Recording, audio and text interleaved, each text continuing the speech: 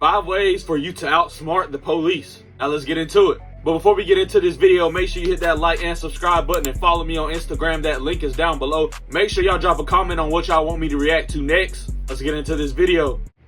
From lying straight to your face to wasting your time, here are 5 police secrets they're hiding from you. Police officers can lie. I had a client who received a phone call from a detective saying that he wanted to just ask him a couple of questions about a theft investigation. And he said, look, man, if you just give me a call, let's have a conversation, let's sit down and talk it through. I'll cut you loose after I get a few of those answers from you. Well, of course, my client initially, before he called me, he decided, okay, I'm going to start having a conversation with the detective. So he goes over and starts talking to him. And the first thing the detective starts doing is asking him questions. But then that leads to an interrogation where the officer says, hey, look, man, I already know what happened. In reality, I already have a video of you stealing the trailer. It would all be better for you if you just admitted to what you did wrong. Well, the client, of course, freaked out. And immediately he stopped the interview and he picked up the phone and he called me. Police can legally lie to you about almost anything to get you to talk. Don't fall for it.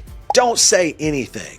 Remember, even if you try to give innocent answers to questions that they give to you, it can be twisted and turned. And if they want to try to say you did something wrong, if you start opening your mouth, they'll find a way to try to prove you did. What they also don't want you to know is that police are constantly fishing for evidence. A man called me a few months ago seeking legal services. He was completely frustrated. In fact, he called me and he said, look, man, I have this detective. He keeps calling me all the time. And he asks me the same questions over and over again. And I don't really know how to handle it anymore. In fact, I'm getting to the point now, I don't know whether to call him back. Do I need to get an attorney involved? And so I explained to the man that at this point, it sounded to me like the detective was really starting to fish for more evidence to try to get him in trouble. So he retained us. And one of the first things we did is we called the detective and we said, hey, look, detective, this is the Hampton Law Firm, and I want you to understand, we represent this person. They're now our client, and under his 6th Amendment rights, you have no right to speak to him moving forward. He exercises his 5th Amendment right. But if you've got questions, man, we're here to help. In fact, why don't you tell me what's going on and I'll share some information with you. And see, the reality of it was the detective didn't want to talk to us anymore. And the reason why is because he knew everything that we said as the attorneys now at this point was hearsay. He wanted to continue to question our client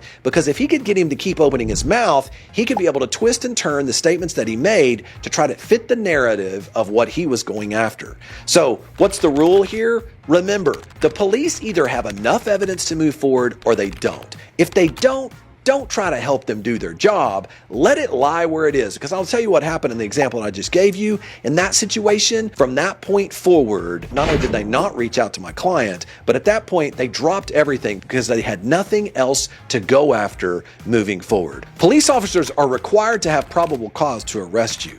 If they're asking you questions, there's a good chance they don't have enough evidence to arrest you already. So as a result of that, exercise your 6th Amendment right to counsel, and by all means, exercise your 5th Amendment right to be quiet and shut up and don't say another word to the police. The next thing the police won't always tell you is that you always have the right to remain silent. Remember, cops are trained to try to act like they are your friend. They act like they only want to ask you a few questions. But as they start to ask you questions, many times they'll do it in a way to try to make you feel comfortable so that you'll open up and talk more.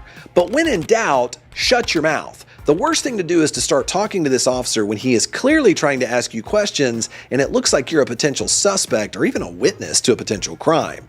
So the reality of it is you always have that 5th Amendment right. Even when officers say, hey, right now you don't have a right to a lawyer, or hey, right now I'm not going to arrest you, buddy. What are you trying to hide? I only have a couple of questions for you. Don't fall for that mess. When they start telling you you don't have rights, that's the time when siren alarms need to go off, and the fact that you might have some rights that they're trying to lie to you about. Remember, they don't have to tell you the truth in this situation, but you always have the right to remain silent. Don't talk if you don't have to. The police also won't tell you there's a 5th Amendment loophole. There was a case once where a citizen started talking to the police and then he became uncomfortable during the conversation, so he just immediately went silent. But the police kept asking him questions, and then come to find out the police tried to write it down to interpret that his silence meant that he was somehow guilty of what they were saying. The crazy thing about this is the police in this case proceeded forward, the district attorney's office proceeded forward, and even the Supreme Court ruled that if you start speaking to the police and then you remain silent, that silence could be used as an implicit admission to what the police are asking you. So what does that mean? That means if you started talking to the police, you better make sure and speak up by saying, I wish to remain silent. I will not answer any questions, and then stay silent. Because otherwise, if you start talking and then you remain silent, they could try to use your silence against you. I know it sounds like some rule kids made up on a playground, but the Supreme Court literally said,